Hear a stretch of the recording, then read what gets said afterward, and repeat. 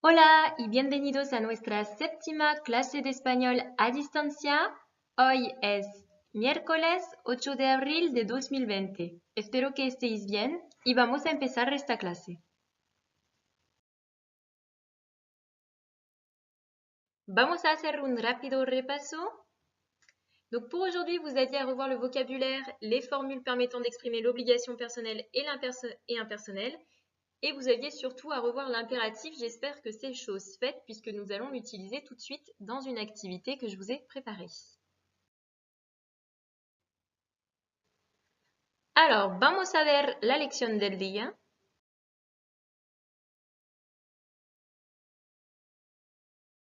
Rapide retour justement sur l'impératif parce que vraiment c'est le point de maîtrise d'aujourd'hui. Donc vous vous rappelez qu'à l'impératif il n'y a que 5 personnes.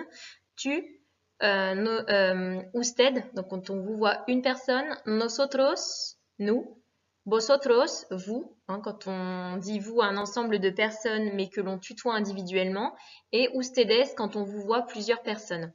Je vous rappelle que donc pour tu, on se base sur le présent, la deuxième personne du singulier du présent de l'indicatif, et on enlève le S. Donc par exemple, on vous a mis le verbe desayunar pour dire déjeune, ça fera donc l'impératif desayuna. On a juste enlevé le S. Pour comer, ça fait comes au présent, ça fera comer.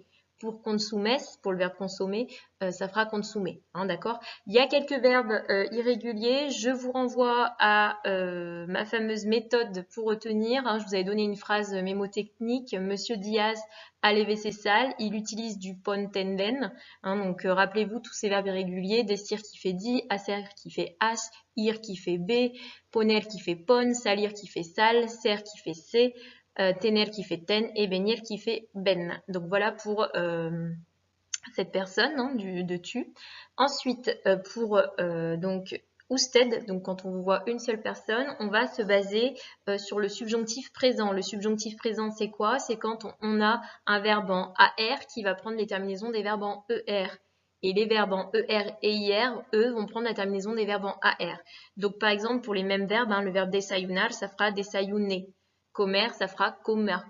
Consumir, ça fera consuma. Donc là, on a simplement inversé les terminaisons du présent de l'indicatif pour donc mettre au présent du subjonctif.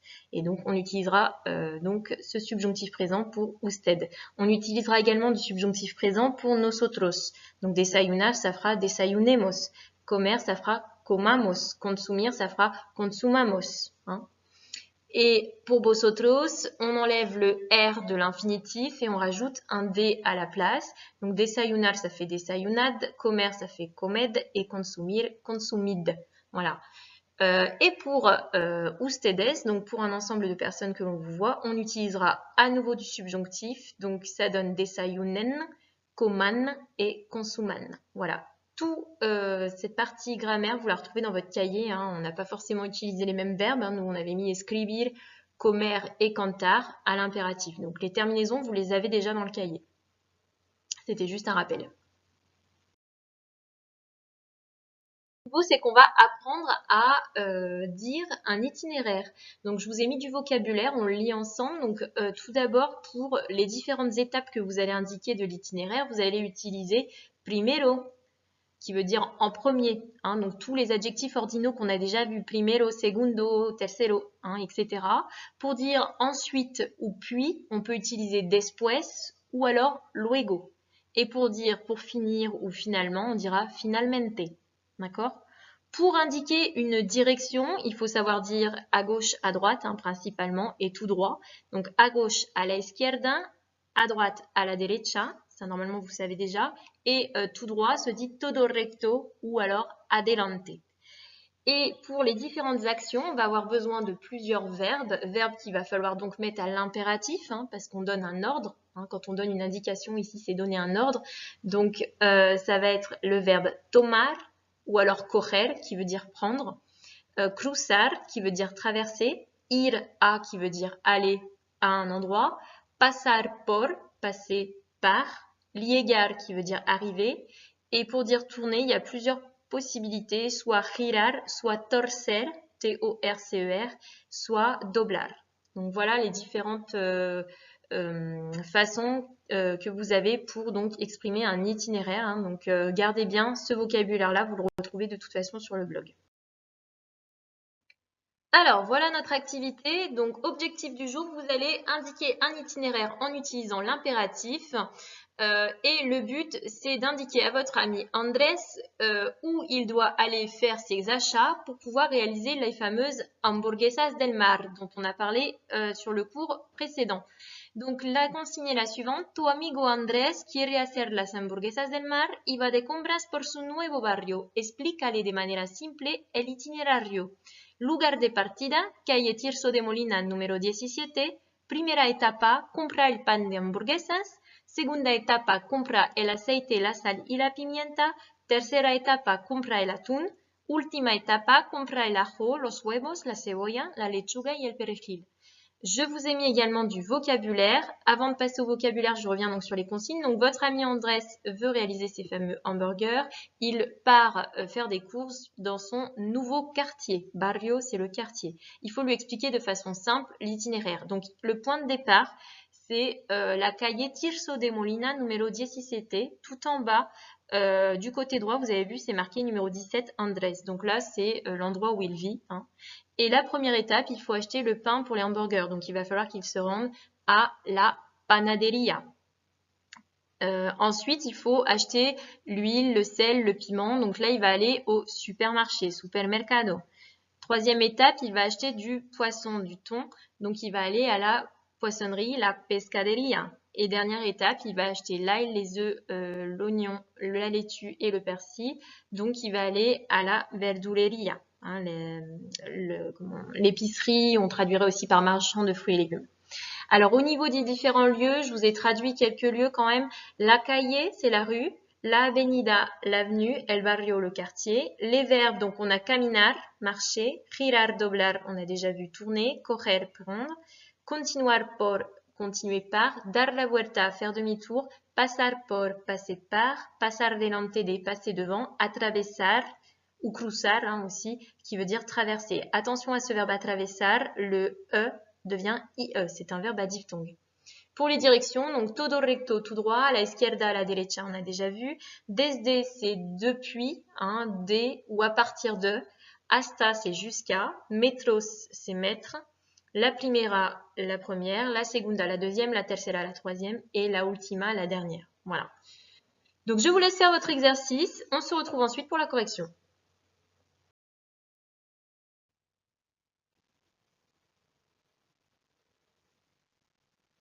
Alors, juste une petite précision pour faire l'exercice. Donc là, je vous ai remis en plein écran pour que vous puissiez voir le plan de façon plus détaillée avec les différents lieux à visiter et puis le vocabulaire. Attention, vous devez utiliser tout. Hein, je ne l'ai pas précisé, mais il faut tutoyer votre interlocuteur.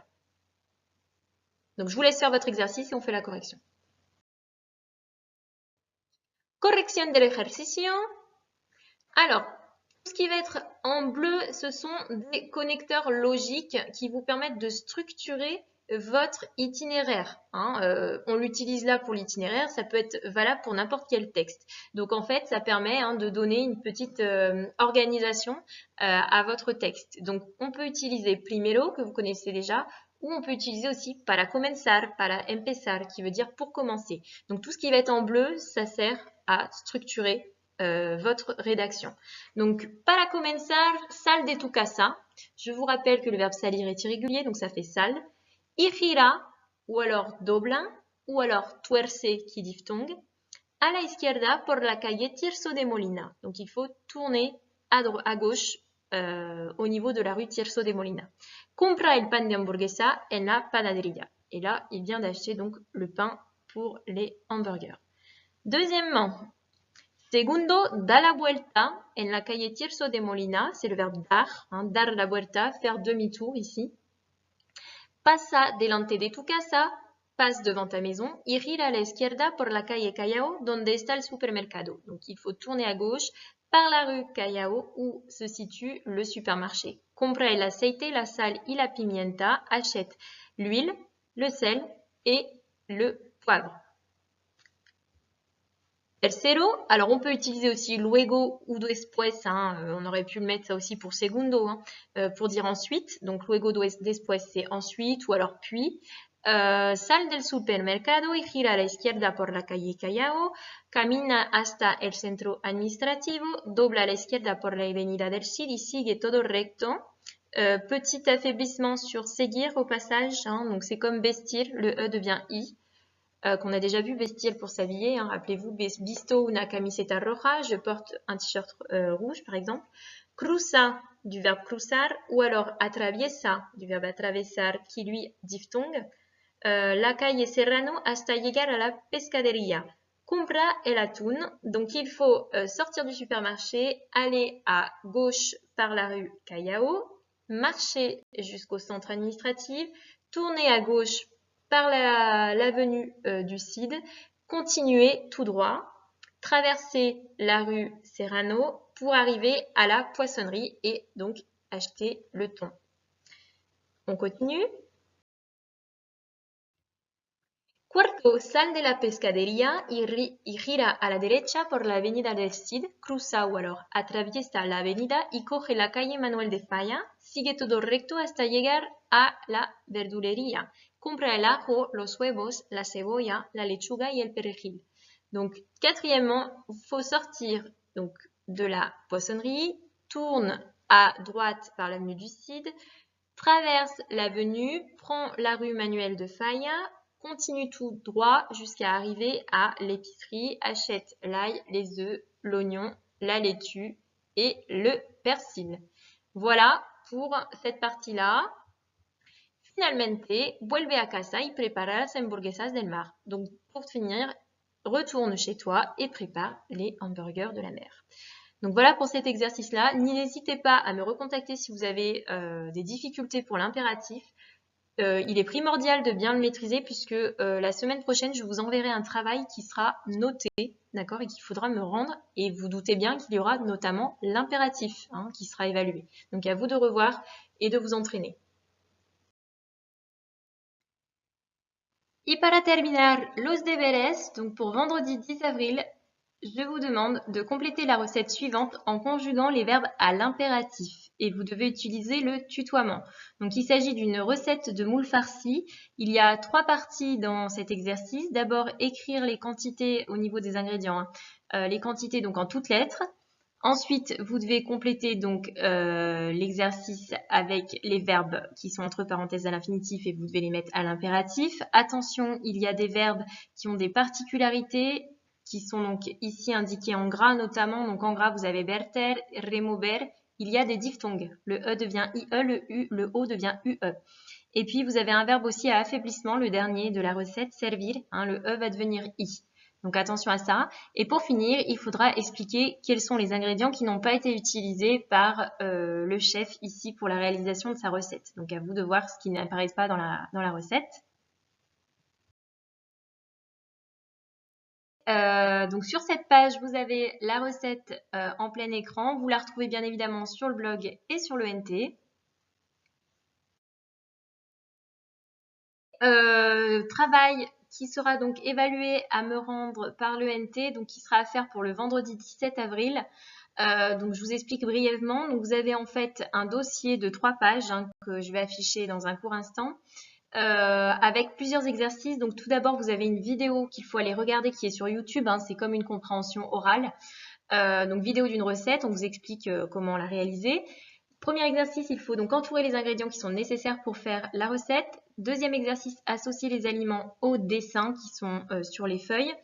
Troisième exercice, remettre les étapes de la recette dans l'ordre dans les numérotants de 1 à 9. Quatrième exercice, conjuguer les verbes de l'exercice précédent, donc de l'exercice 3, à l'impératif. Ce sont en fait les verbes de la recette. Hein. 5, vous recopiez votre recette au propre sur la page numéro 1 du dossier. Et si vous n'avez plus qu'à m'envoyer votre travail par mail sur le NT. Et si vous le souhaitez, vous pouvez tenter de faire la recette à la maison, sachant que j'organise un concours de la plus belle tortilla qui sera donc sur le blog.